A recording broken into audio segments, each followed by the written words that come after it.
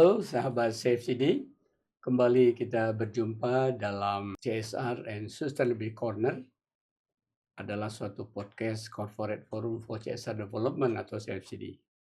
Kali ini kita akan diskusi dengan suatu topik yang sebenarnya adalah tanggung jawab kita bersama sebagai makhluk yang ada di bumi ini. Kita akan bicara tentang bagaimana penerapan sustainability oleh salah satu yayasan besar di bumi Indonesia ini.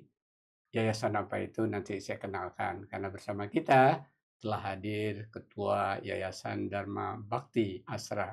Kita panggil saja dengan sederhana Kak Sam. Baik, sustainability berasal dari bahasa Latin, sustenere. Artinya apa? Artinya mempertahankan atau memajukan. Dan kita dengar bahwa Persatuan Bangsa-Bangsa PBB, United Nation, mengajak negara anggotanya di dunia ini untuk menerapkan yang disebut dengan SDGs sebagai kelanjutan dari MDGs, Millennium Development Goals dulu, kemudian menjadi Sustainable Development Goals, yang diharapkan kita capai target-target tersebut pada tahun 2030 yang tidak lama lagi. Dan dalam kaitan ini kita akan mendiskusikan tentang penerapan prinsip-prinsip oleh suatu yayasan besar di Indonesia yang mudah-mudahan ini menjadi inspirasi dan juga menjadi contoh, juga bisa nanti menjadi teladan buat berbagai institusi lainnya, tidak hanya yayasan. Baik, saya perkenalkan bersama kita saat ini ada Kak Sam. Apa kabar, Pak Sam? Baik, Luar Prof. biasa. Salam Apa dulu kabar? deh. Waduh, terima Sehat-sehat kasih ya, banyak. Prof. Iya. Terima kasih sudah menyempatkan waktu untuk datang ke podcastnya CFCD. Kita beri nama CSR and Sustainability Corner. Ya. Salah satu bloodnya CFCD itu diskusi-diskusi tentang sustainability, Ya. yang melalui memang berbagai program corporate social responsibility dengan berbagai variannya ya, termasuk juga bagaimana penerapan CSR tadi untuk mendukung capaian SDGs. Nah, Kasam sebagai ketua Yayasan Dharma Bakti Asra, kalau saya sepengetahuan saya ini yayasan sudah lebih tua dari anak remaja SMA. Kalau sekarang kita tanya anak remaja SMA usia 16 tahun, jauh sebelum dia lahir, sudah lahir. Jadi kalau nggak salah lahir tahun 1980. Berarti kan sudah 45 tahun. Betul. Ya. Jadi alhamdulillah, berarti sebenarnya setelah saya berusia 20 tahun lah ya. Nah, saya juga mencermati dari berbagai media dan diskusi dengan ada teman-teman Asra yang ikut di dalam beberapa ajangnya CFCD yang disebut ICA, Indonesian CSR Award, juga ada ISDA, Indonesian SDGs Award.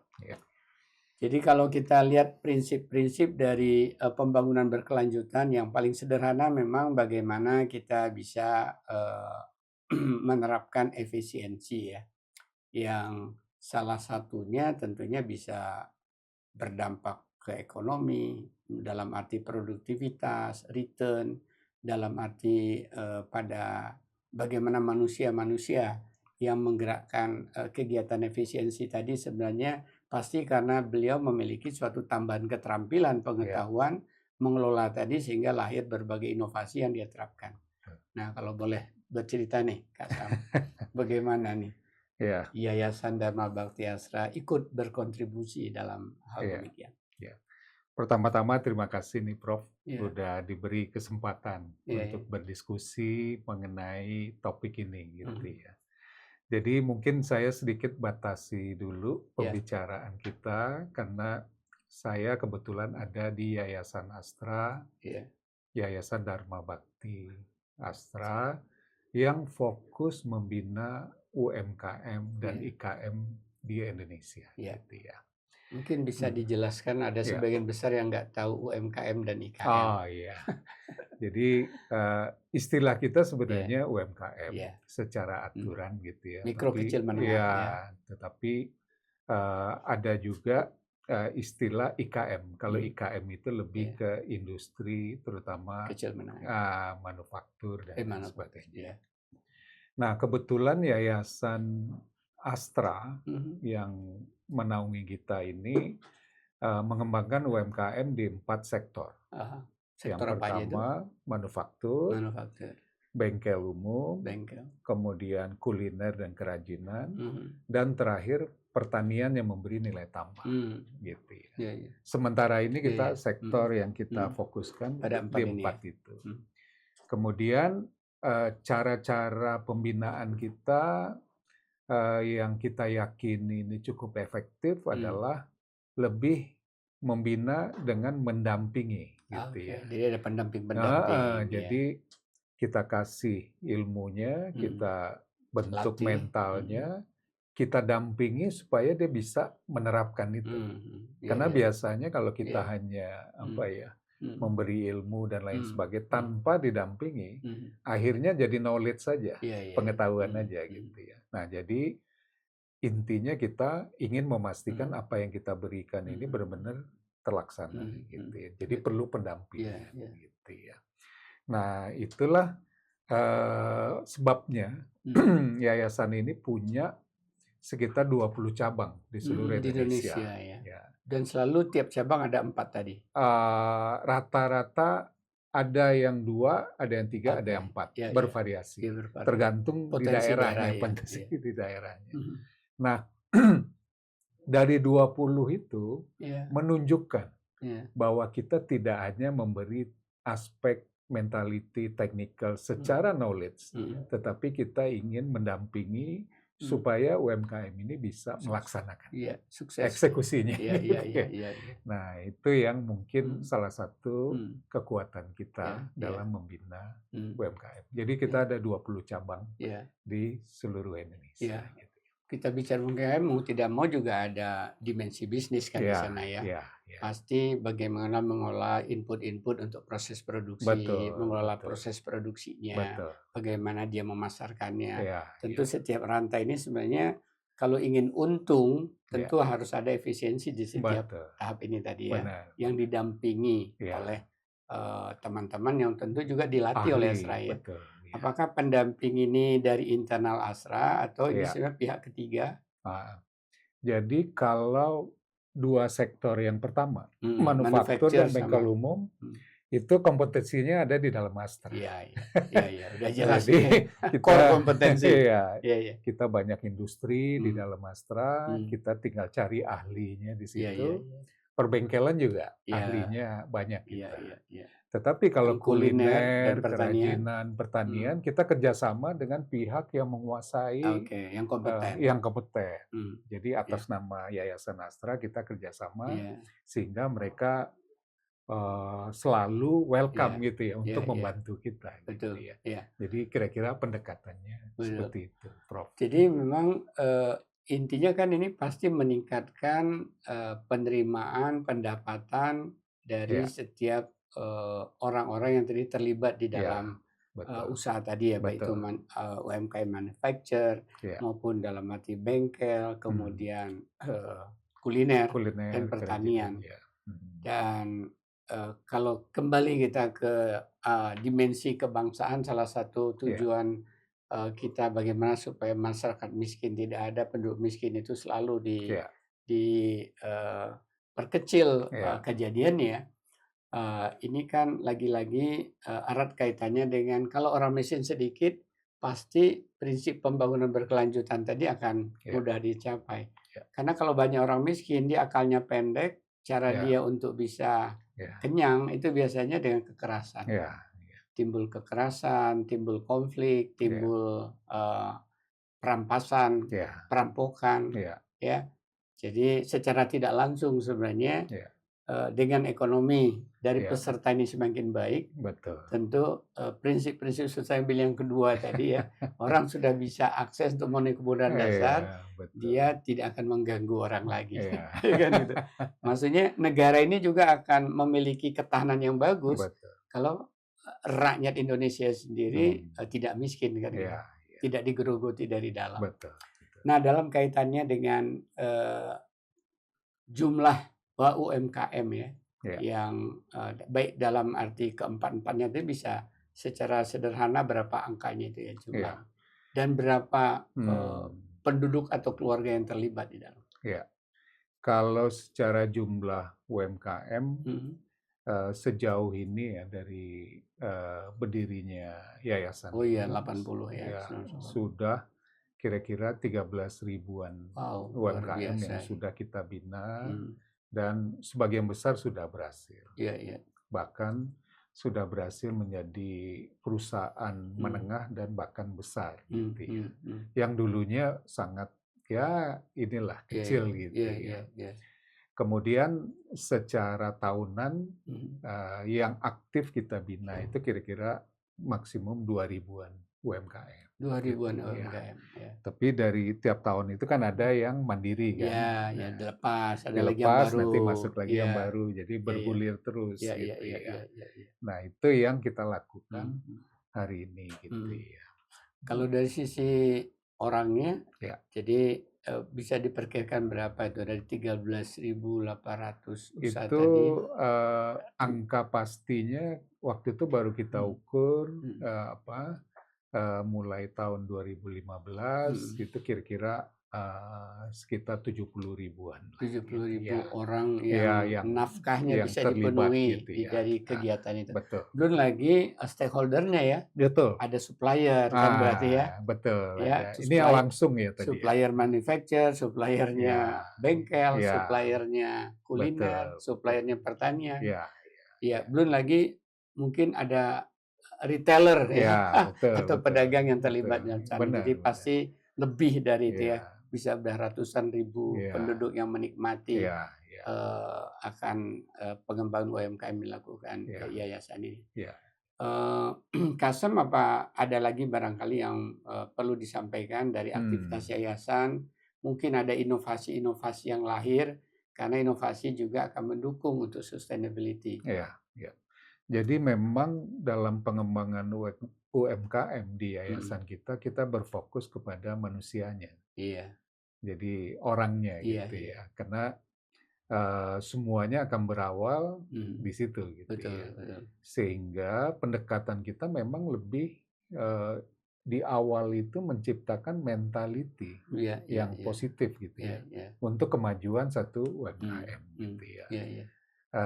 Di beberapa kesempatan saya sudah menyampaikan mentality. Kita ada 4 mentality yang menjadi dasar dalam pengembangan UMKM. Pertama, mau berubah. Harus mau berubah. Kedua, mau berbagi. Ketiga, komit terhadap level QCD. Gitu ya. Kemudian terakhir konsisten. Gitu ya. Nah, kita juga menganut karena Astra sangat kuat di dalam inovasi dan continuous improvement. Dan ini kita tularkan ke seluruh binaan kita. Internal stakeholder. Sehingga ini sudah menjadi blended di jiwa-jiwa UMKM mendarah daging. Jadi bukan lagi pengetahuan gitu ya, tapi udah kebiasaan gitu. Selalu ingin sesuatu yang lebih baik gitu ya. Kadang-kadang akhirnya kita sibuk karena mereka pengen lebih-lebih lagi gitu ya. Nah, jadi ini responsif, jadi positif kan gitu ya. Tanpa kita suruh kadang-kadang ya. Jadi udah mendarah daging gitu. Dan itu memang salah satu kekuatan yang saya rasakan selama ini, kekuatan Astra ada di situ. Selalu berpikir dengan cara yang lain untuk lebih baik lagi, berinovasi. Termasuk sistem. Saya lihat juga perkembangan misalnya perbengkelan, bagaimana pelayanannya semakin hari semakin baik. Jadi itu kan bagian juga inovasi sistem ya. Tidak hanya inovasi itu teknologi atau mesin ya. Kalau mesin udah jelas ya. Mobilnya makin hari makin bagus dan baik gitu ya. Ya, kemudian kita juga bisa lihat kalau misalnya dikaitkan dengan circular economic misalnya. Apakah dari kegiatan 4 bidang tadi, manufacture, kemudian bengkel, kuliner, dan pertanian tadi, ada hal-hal yang dikaitkan dengan prinsip meminimalisasi waste gitu ya. Seringkali sekarang disebut juga circular economic ya. Betul. Sehingga kalau perlu zero waste katanya. Boleh barangkali info barangkali. Kalau contoh ya. Contoh di industri binaan kita di UMKM yang manufaktur dan bengkel umum gitu ya. Kita kan tahu ya kalau bengkel umum itu ada oli bekas, segala macam. Kalau di bengkel umum ya kita bisa lihatlah main buang sana, buang sini, walaupun ada aturan. Nah, kita sangat memastikan bengkel-bengkel binaan kita melakukan sesuai dengan prinsip-prinsip lingkungan. Jadi nggak boleh dibuang di mana-mana gitu ya. Harus ngikuti prosedur yang ada. Itu hanya salah satu contoh bagaimana kita membina UMKM ini memperhatikan faktor tadi gitu ya. Apalagi di sektor manufaktur. Manufaktur juga kita pikirkan. Kemudian di kuliner, kan kuliner kan banyak gorengan-gorengan. Sisa waktu makanan dibersihkan. Nah, itu kita memang arahkan supaya buangan-buangan ini tidak mencemari lingkungan. Walaupun yang kita bina ini industri menengah kecil gitu ya. Tapi dari awal kita sudah tanamkan gitu ya. Nah, itu di samping tadi continuous improvement, inovasi, kita juga memperhatikan masalah lingkungan. Walaupun yang kita bina industri kecil loh, tapi dari awal kita udah arahkan dan pastikan. Gitu. Baik, terima kasih. Sebelum kita akhiri, jangan lupa sahabat CFCD like, view, subscribe, dan juga share berbagai podcast yang telah kami produksi. Mudah-mudahan ini juga bagian dari upaya untuk menjaga sustainability keberadaan dari podcast CFCD. Terima kasih kalau Anda sudah view, like, dan subscribe serta di-share kepada sahabat-sahabat lainnya. Nah, Kak Sam, barangkali kita sudah sampai pada tahap terakhir ini. Kalau ada beberapa butir pesan terkait dengan hal-hal yang telah dilaksanakan mendukung prinsip sustainability tadi dari yayasan yang Kak Sam pimpin, Yayasan Dharma Bakti Asra, silakan Kak Sam sebagai closing statement sebelum saya close. Jadi Yayasan Astra YDBA ini kita juga punya KPI gitu ya. Salah satu KPI kita SDGs. Jadi diukur tuh dalam membina UMKM dari berbagai tujuan seberapa besar impact SDGs ini bisa kita hasilkan gitu ya, secara positif. Itu diukur dan direview secara rutin oleh pimpinan di Astra gitu ya. Jadi ini masuk ke dalam KPI kita. Jadi ini tepat sekali pertanyaannya, karena memang bukan hanya ditugaskan tetapi diukur keberhasilan. Direncanakan benar. Aktivitinya apa, kemudian actionnya apa, strateginya apa, kemudian hasilnya, ukurannya seperti apa. Jadi saya sangat bahagia. Jadi semua dari ujung ke ujung terukur. Kemudian mungkin yang penting juga, kita di Yayasan Astra ini membuka pintu untuk semua pihak untuk berdiskusi, saling belajar gitu ya. Saya yakin kita juga masih banyak kekurangan gitu ya. Tetapi saya yakin juga karena pengalaman 45 tahun nih udah jatuh bangun, hal yang sudah pasti adalah yang bisa kita sharing juga ke pihak-pihak lain. Jadi kita nggak simpen buat kita sendiri, kita berkeinginan untuk membagi ini semua supaya manfaat dari Yayasan Astra ini bisa lebih luas lagi. Jadi bukan hanya terhadap yang langsung kita bina. Betul, baik. Nah, gitu. Jadi Baik, terima kasih ya terima Kak kasih. Sam, luar biasa diskusi kita, banyak hal yang bisa kita pelajari dan bahkan juga keterbukaan, transparansi dari Yayasan Dharma Bhakti Asra untuk bisa saling belajar, saling memberikan masukan, dan memang salah satu ciri orang berhasil itu menjadi pembelajar sejati. Ya. Selalu belajar dan kalau ada kelemahan minta disempurnakan dan didiskusikan bagaimana bisa lebih baik lagi. Terima kasih banyak Ya, sekali lagi kepada terima kasih Kak Prof. Sam yang telah hadir di Ya, CSR Sustainability Corner ya. podcast CFCD ini.